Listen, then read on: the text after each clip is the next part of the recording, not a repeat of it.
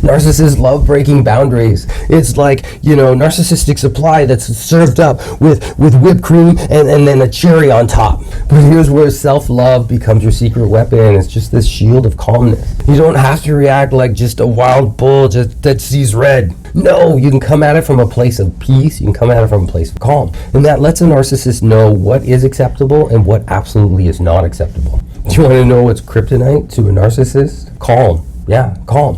When you're calm, they lose all their power. And when they're temper tantruming, hijinks doesn't get a response, they're just completely dumbfounded.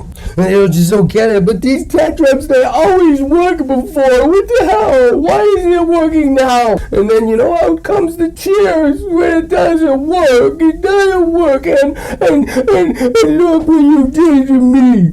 That's when, they call you names and just throw their temper tantrums. And maybe they just leave. That is a typical narcissistic response to just calm 101. If this starts to happen more and more in your life, then congratulations. You're starting to build great boundaries. So whatever it is that you're doing, just keep doing that. That's working. Keep doing that.